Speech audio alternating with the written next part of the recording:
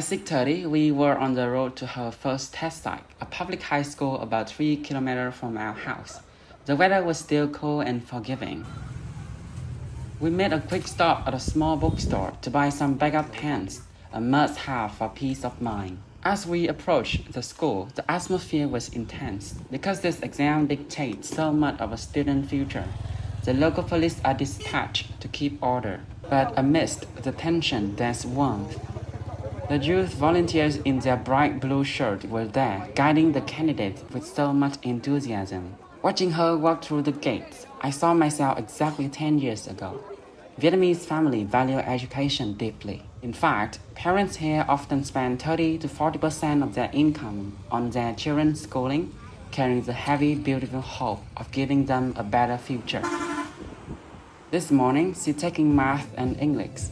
While she was battling with numbers and grammar, I took our youngest sister with me to run some errands and buy ingredients for a special lunch.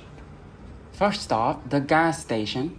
By the way, I'm curious, how much does a liter of gas cost where you live right now? Let me know in the comments.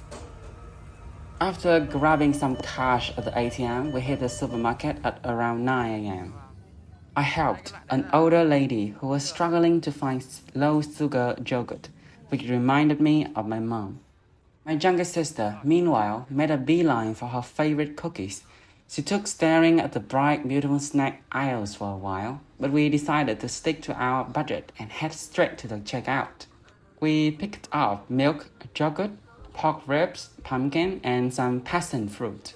For lunch, I'm making my sister's favorite pork rib and pumpkin soup. I always parboil the ribs first to remove any impurities, which keep the broth clean and clear. Once the oil is hot, I fry some shallots until they are fragrant, then toss the ribs in. Stir-frying the meat first, make it firm and coat it in that incredible shallot aroma. Then I add boiling water and the pumpkin, leaving it to simmer until everything is tender and sweet. 3 minutes in, I do a quick taste test to adjust the seasoning. Cooking for my family is my favorite way to tell them I care about them without having to say a single word.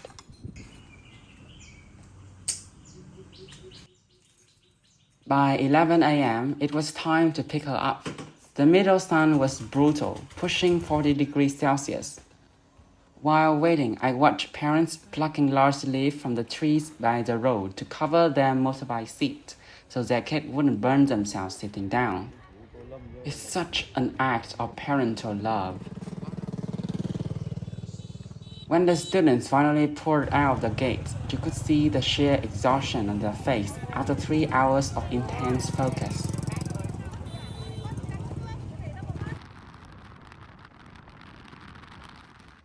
We rode home wrapped in our thick sun protective jacket, fighting the UV rays. But once we got inside, comfort was waiting. Lunch with a bowl of warm soup, seaweed, and ice-cold passion fruit juice.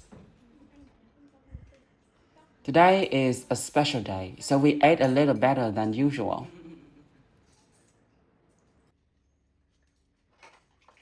Afterward, I took over the dishes so she could close her eyes and rest for the afternoon.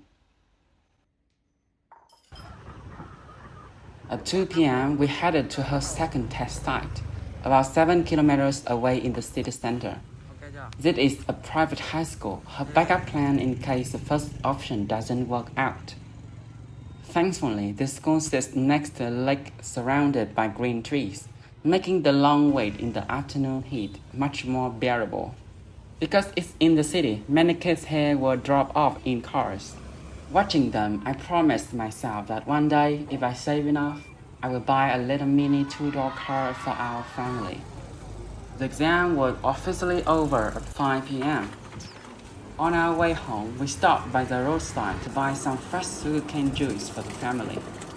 Nothing beats the exhaustion of a summer day quite like it. No milk tea or soda in the world can compete with the sweet, icy taste of freshly crushed sugarcane.